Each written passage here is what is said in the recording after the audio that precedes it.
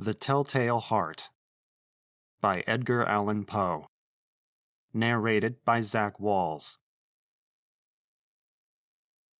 True, nervous, very, very dreadfully nervous I had been and am. But why will you say that I am mad? The disease had sharpened my senses, not destroyed, not dulled them. Above all was the sense of hearing acute. I heard all things in the heaven and in the earth. I heard many things in hell. How then am I mad? Hearken, and observe how healthily, how calmly I can tell you the whole story. It is impossible to say how first the idea entered my brain, but once conceived, it haunted me day and night. Object, there was none. Passion, there was none. I loved the old man. He had never wronged me. He had never given me insult. For his gold I had no desire. I think it was his eye. Yes, it was this. One of his eyes resembled that of a vulture. A pale blue eye with a film over it. Whenever it fell upon me, my blood ran cold. And so, by degrees, very gradually, I made up my mind to take the life of the old man, and thus rid myself of the eye forever. Now this is the point. You fancy me mad. Madmen know nothing. But you should have seen me.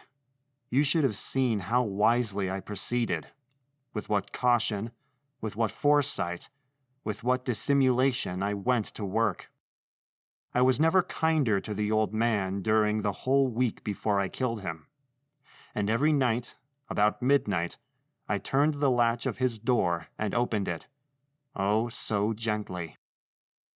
And then, when I had made an opening sufficient for my head, I put in a dark lantern, all closed, so that no light shone out, and then I thrust in my head.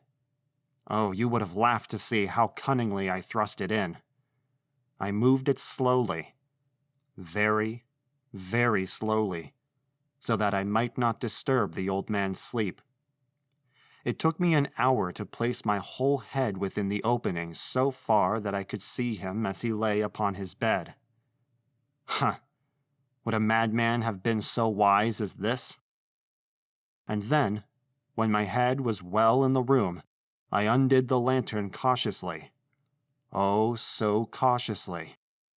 Cautiously, for the hinges creaked, I undid it just so much that a single thin ray fell upon the vulture eye. And this I did for 7 long nights. Every night just at midnight. But I found the eye always closed, and so it was impossible to do the work. For it was not the old man who vexed me, but his evil eye. And every morning, when the day broke, I went boldly into the chamber, and spoke courageously to him, calling him by name in a hearty tone, and inquiring how he had passed the night.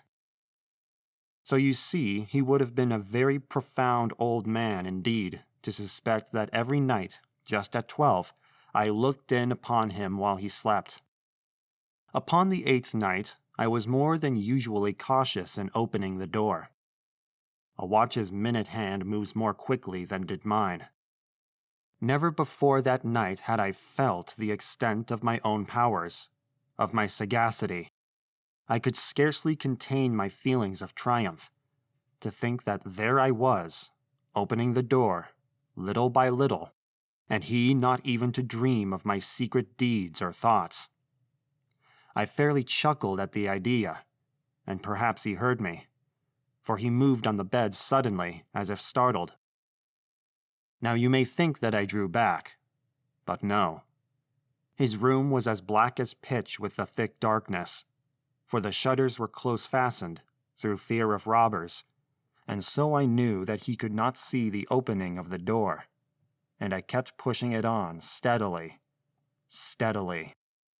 I had my head in, and was about to open the lantern, when my thumb slipped upon the tin fastening, and the old man sprang up in the bed, crying out, "Who's there?"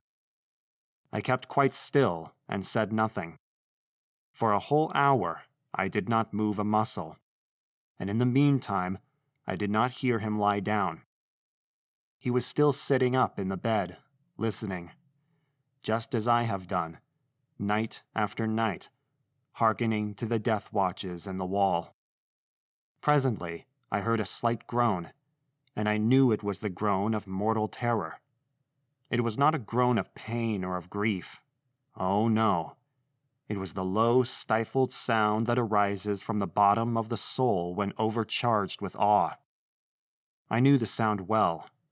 Many a night, just at midnight, when all the world slept, it has welled up from my own bosom, deepening with its dreadful echo the terrors that distracted me. I say I knew it well. I knew what the old man felt, and pitied him, although I chuckled at heart. I knew that he had been lying awake ever since the first slight noise, when he had turned in the bed. His fears had been ever since growing upon him.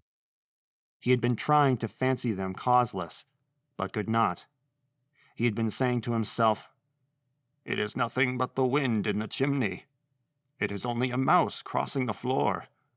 Or, "It is merely a cricket which has made a single chirp."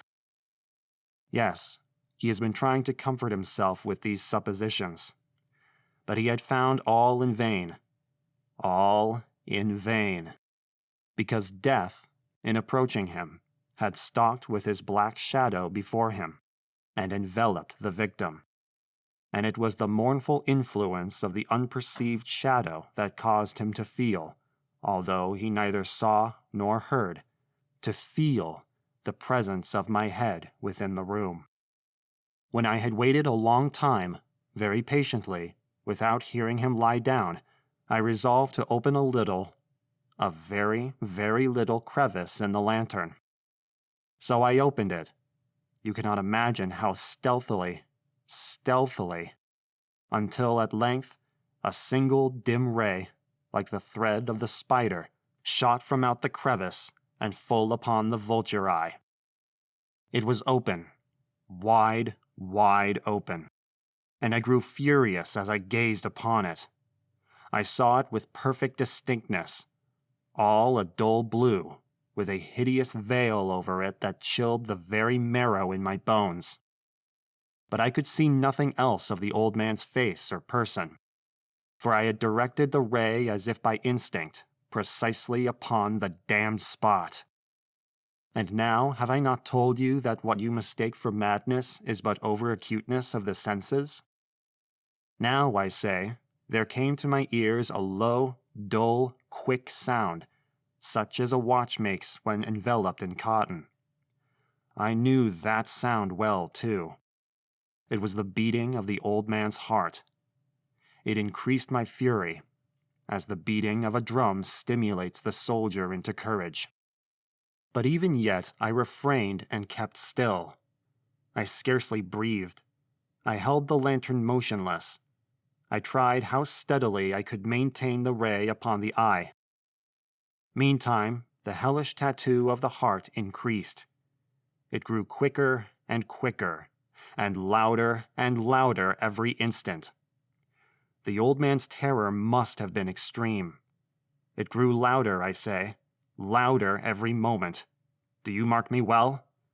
I have told you that I am nervous. So I am.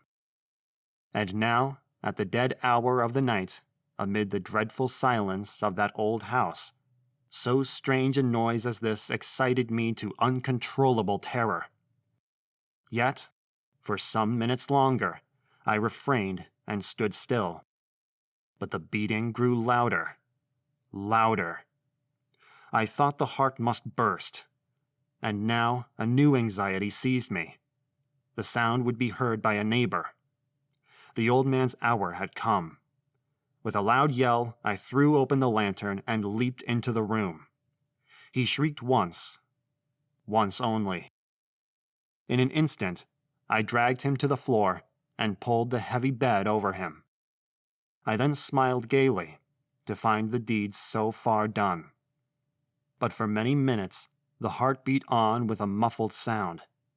This, however, did not vex me. It would not be heard through the wall. At length, it ceased. The old man was dead.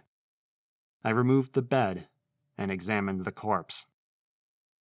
Yes, he was stone dead. I placed my hand upon the heart and held it there many minutes. There was no pulsation. He was stone dead. His eye would trouble me no more.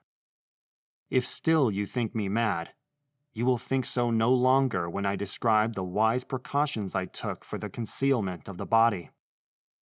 The night waned, and I worked hastily, but in silence. First of all, I dismembered the corpse.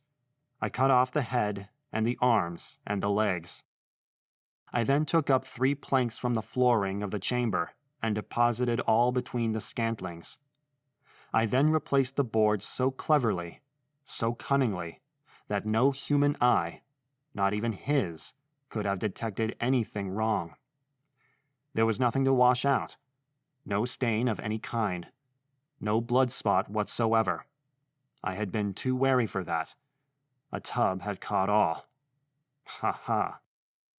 When I had made an end of these labors, it was 4 o'clock, still dark as midnight. As the bells sounded the hour, there came a knocking at the street door. I went down to open it with a light heart. For what had I now to fear? There entered 3 men, who introduced themselves, with perfect suavity, as officers of the police. A shriek had been heard by a neighbor during the night. Suspicion of foul play had been aroused. Information had been lodged at the police office, and they, the officers, had been deputed to search the premises. I smiled. For what had I to fear? I bade the gentleman welcome. The shriek, I said, was my own in a dream. The old man, I mentioned, was absent in the country. I took my visitors all over the house.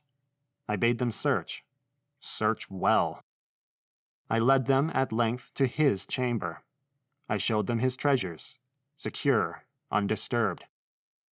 In the enthusiasm of my confidence, I brought chairs into the room, and desired them here to rest from their fatigues, while I myself, in the wild audacity of my perfect triumph, placed my own seat upon the very spot beneath which reposed the corpse of the victim. The officers were satisfied. My manner had convinced them. I was singularly at ease. They sat, and while I answered cheerily, they chatted of familiar things. But ere long, I felt myself getting pale, and wished them gone. My head ached, and I fancied a ringing in my ears. But still they sat, and still chatted. The ringing became more distinct. It continued, and became more distinct. I talked more freely to get rid of the feeling, but it continued and gained definitiveness, until at length I found that the noise was not within my ears. No doubt I now grew very pale, but I talked more fluently, and with a heightened voice. Yet the sound increased, and what could I do? It was a low, dull, quick sound, much like a sound as a watch makes when enveloped in cotton. I gasped for breath, and yet the officers heard it not. I talked more quickly, more vehemently, but the noise steadily increased. I arose and argued about trifles, in a high key and with violent gesticulations, but the noise steadily increased. Why would they not be gone? I paced the floor to and fro with heavy strides, as if excited to fury by the observation of the men. But the noise steadily increased. Oh, God, what could I do? I foamed, I raved, I swore. I swung the chair upon which I had been sitting and grated it upon the boards, but the noise arose over all and continually increased. It grew louder, louder, louder. And still the men chatted pleasantly and smiled. Was it possible they heard not? Almighty God!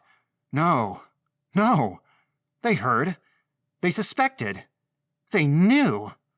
They were making a mockery of my horror. This I thought, and this I think. But anything was better than this agony. Anything was more tolerable than this derision.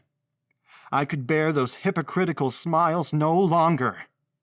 I felt that I must scream or die. And now, again, hark! Louder! Louder! Louder! Louder! Villains! I shrieked. Dissemble no more! I admit the deed! Tear up the planks! Here! Here! It is the beating of his hideous heart! For more audiobook narrations and classroom literature, subscribe to the channel. Comment below to suggest a narration and ring the bell for notifications.